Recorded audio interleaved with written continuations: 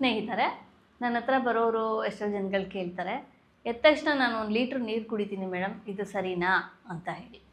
ಎಷ್ಟು ನೀರು ಕುಡಿಬೇಕು ಅಂತ ಕೇಳ್ತಾರೆ. ನನಗೆ ನೀರು ಕುಡಿದೇ ಇದ್ದರೆ ಮಲ ವಿಸರ್ಜನೆ ಆಗಲ್ಲ, ನೀರು ಕುಡಿಯೋಕ್ಕೆ ಶುರು ಮಾಡಿದ್ಮೇಲೆ ಚೆನ್ನಾಗಾಗ್ತಿದೆ ಅಂತ ಹೇಳ್ತಾರೆ. ಸೊ ನೀರು ಎಷ್ಟು ಕುಡಿಬೇಕು ಆಯುರ್ವೇದದ ಪ್ರಕಾರ ನೋಡೋಣವಾ? ನಾನು ಈಗಾಗಲೇ ಹೇಳ್ದಾಗೆ ಎದ್ದ ತಕ್ಷಣ ನಿಮ್ಮ ಐಹಿಕ ಕರ್ಮಗಳು ಅಂದರೆ ಹಲ್ಲುಜ್ಜೋದಾಗಲಿ, ಮುಖ ತೊಳೆದು, ಮಲ ವಿಸರ್ಜನೆ ಇದೆಲ್ಲ ಆದಮೇಲೆ ಬೇಕು ಅಂದರೆ ಆಚಮನ ಅಂತಂದರೆ ಸ್ವಲ್ಪ ಪ್ರಮಾಣದಲ್ಲಿ ನೀರನ್ನು ಕುಡಿಬೋದು, ತೀರ್ಥ ತಗೊಂಡಂಗೆ. ಸೊ ಮ್ಯಾಕ್ಸಿಮಮ್ ಗರಿಷ್ಠ ಮಟ್ಟ ಅಂದರೆ ಒಂದು ಕಾಫಿ ಲೋಟ ಅಷ್ಟು ನೀರನ್ನು ಕುಡಿಬೋದು. ನಿಮ್ಮ ಬಾಯಾರಿಕೆ ಆಗ್ತಾಯಿದ್ರೆ ಬಾಯಾರಿಕೆಗೆ ಅನುಗುಣವಾಗಿ ಅಷ್ಟು ನೀರನ್ನು ತಗೊಳ್ಳಿ. ಎದ್ದ ತಕ್ಷಣ 1 ಲೀಟ್ರ್ ನೀರು ಕುಡಿಬೇಕು, ಇಡೀ ದಿನದಲ್ಲಿ 5 ಲೀಟ್ರ್ ನೀರು ಕವರ್ ಮಾಡಬೇಕು, ಇದೆಲ್ಲ ನಮ್ಮ ಆಯುರ್ವೇದ ಪದ್ಧತಿಯಲ್ಲಿ ಹೇಳಿಲ್ಲ. ಮತ್ತು ಈ ಥರ ನೀರು ಕುಡಿಯೋದ್ರಿಂದ ಅನೇಕ ತೊಂದರೆಗಳಿಗೆ ಮುಂದೆ ಹೋಗ್ತಾ ಹೋಗ್ತಾ 10 ವರ್ಷಗಳ ನಂತರ ತೊಂದರೆಗಳಿಗೆ ಇದು ಕಾರಣ ಆಗುತ್ತೆ. ನೀರು ಸಹ ಆಹಾರ ಅಂತಲೇ ಆಯುರ್ವೇದದಲ್ಲಿ ಹೇಳಿದ್ದಾರೆ. ಸೊ ಅತಿ ಪ್ರಮಾಣದಿಂದ ನೀರು ತಗೊಳ್ಳೋದ್ರಿಂದ ಏನಾಗುತ್ತೆ, ಶರೀರದ ಧಾತುಗಳಲ್ಲಿ ಎಲ್ಲ ಹೋಗಿ ಈ ನೀರು ತುಂಬ್ಕೊಳ್ಳೋಕೆ ಶುರುವಾಗುತ್ತೆ, ದೇಹದ ತೂಕ ಏರೋಕ್ಕೆ ಸ್ಟಾರ್ಟ್ ಆಗುತ್ತೆ. ಮತ್ತು ಈಗ ನೀವು ಗಮನಿಸಿರ್ಬೋದು, ಈ ಗಿಡಗಳಿಗೆ ಅತಿ ನೀರು ಹಾಕಿ ಬೆಳೆಸಿದ್ರೆ ಗಿಡಗಳು ಏನಾಗುತ್ತೆ, ಸ್ವಲ್ಪ ಬೇಗ ಬೆಳಿಬೋದು, ದಪ್ಪ ಇರ್ಬೋದು, ಆದರೆ ಟೊಳ್ಳಾಗುತ್ತದು, ಅದರೊಳಗಡೆ ಏನು ಸತ್ವ ಇರೋದಿಲ್ಲ.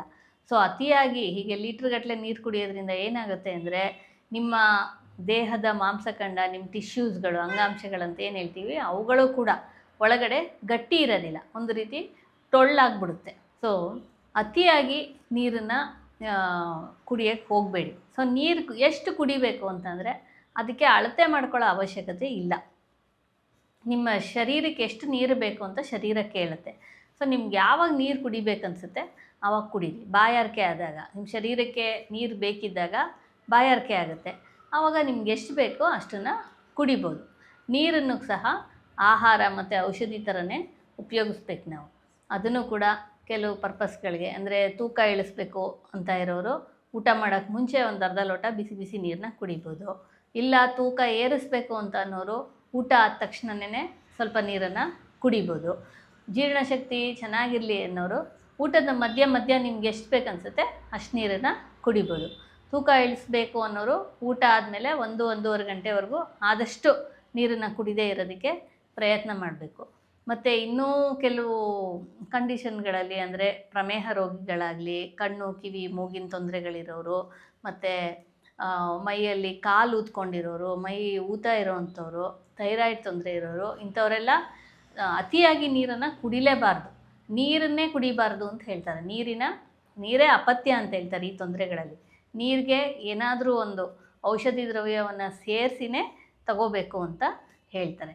ಸೊ ಯಾವುದೇ ಆಗಲಿ ಅತಿ ಮಾಡಿದ್ರೆ ಅದು ಅಮೃತ ಸಹ ವಿಷ ಆಗುತ್ತೆ. ಇದು ಇತ್ತೀಚೆಗೆ ನೀರಿನ ವಿಷಯದಲ್ಲಿ ಹೀಗಾಗ್ತಾ ಇದೆ. ಅತಿಯಾಗಿ ಹೀಗೆ ಲೀಟ್ರ್ಗಟ್ಟಲೆ ನೀರು ಕುಡಿಯೋದು ನಿಮ್ಮ ಕಿಡ್ನಿಗಳಿಗೆ ಮುಂದೆ ಸ್ಟ್ರೈನ್ ಆಗಿ ಕಿಡ್ನಿದು ತೊಂದರೆ ಬರೋಕ್ಕೆ ಕಾರಣ ಆಗುತ್ತೆ.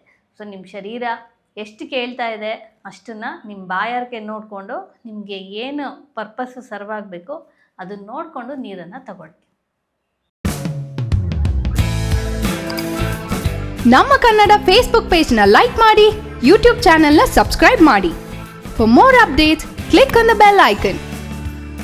ನಮ್ಮ ಕನ್ನಡ ಡಿಜಿಟಲ್ ಮೀಡಿಯಾ.